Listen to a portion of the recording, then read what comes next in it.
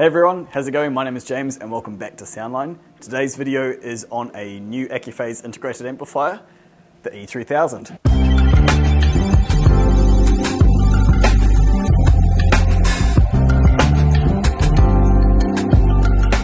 Okay, so the E-3000 is Accuphase's new entry-level integrated amplifier. It might be entry-level, but it is still Accuphase, so the quality is absolutely best you can possibly get. It's premium, it's going to last you a long time. We're talking multiple decades. So this model is replacing the E280 and the E380.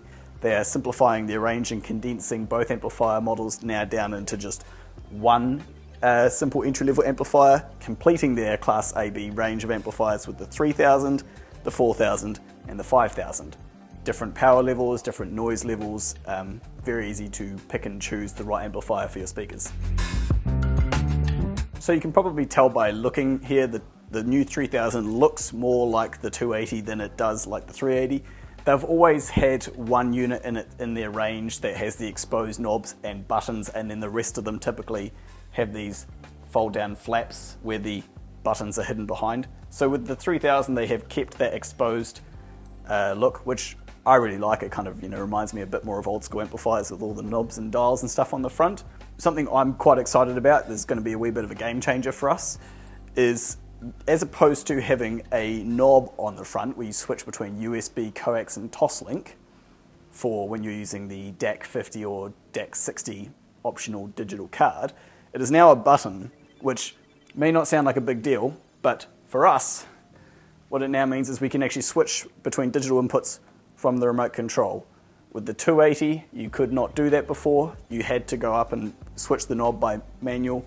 The reason this is a big deal for us is because we frequently have people who might have their TV and their music streamer both plugged into the digital card, and previously they would have had to have turned that knob, whereas now they can just hit the option button multiple times and cycle through the coax, USB and Toslink inputs.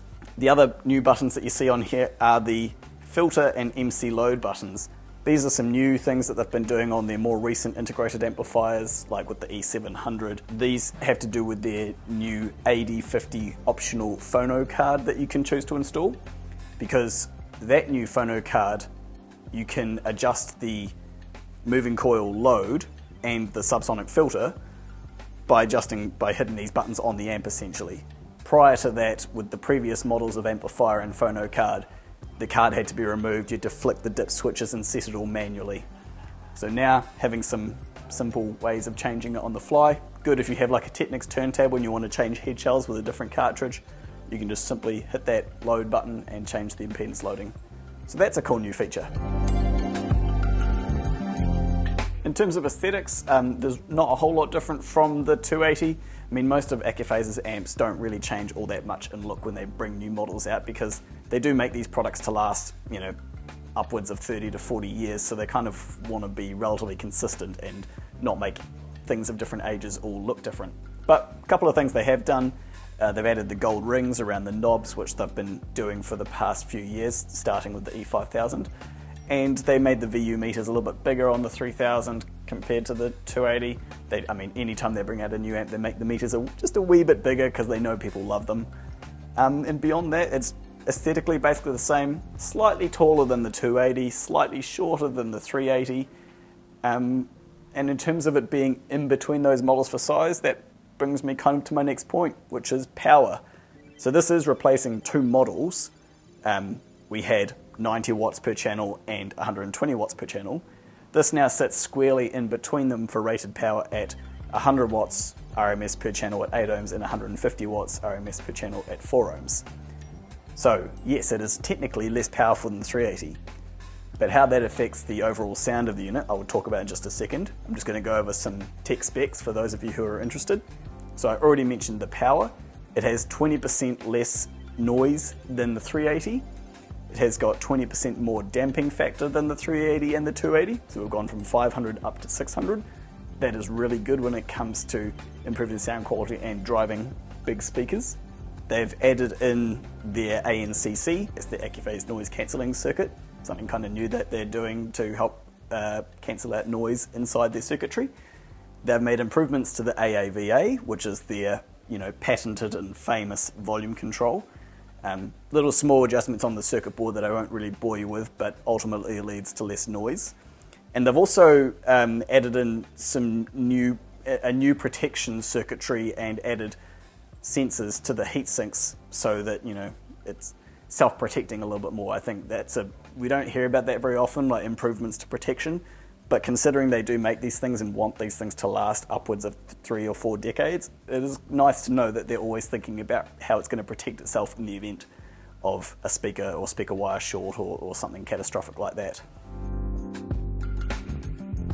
Let's talk about the sound, probably one of the more important things when it comes to choosing to buy an amplifier. I listened to the 3000 compared to the 280 and compared to the 380 since it was replacing both models. I kind of wanted to see if I expected there to be an improvement over the 280, but I was really interested to hear how it would stack up against a higher priced and more powerful amplifier, the 380. So overall, the signature of the new model is really, really improved on the clarity down the middle. On top of that clarity, I heard a much lower noise floor. This is interesting. The bass, obviously 3000, 280, this is a more powerful amplifier than that, so you expect a bit more meat, which I got. Comparing the 100 watts per channel to the 120 watt per channel, the 380 did have more boom, as I would call it, because it is a more grunty amp. But the bass that I did get out of the 3000, I believed was more accurate, more tight, and interestingly, had more extension. So it actually dug down deeper into deeper frequencies than what the 380 did.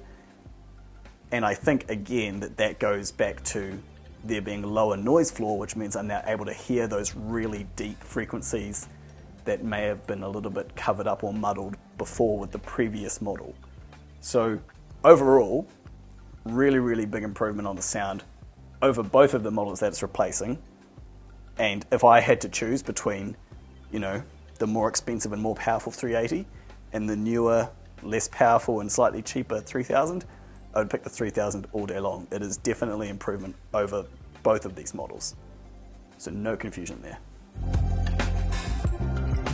In terms of what speakers I'd recommend putting with this amplifier, or maybe what room I would put them in, typically we've always put, you know, kind of Accuphase's entry-level integrated amp, that roughly 100 watt amplifier, with something like Monitor Audio Gold level or above, roughly that kind of size of speaker.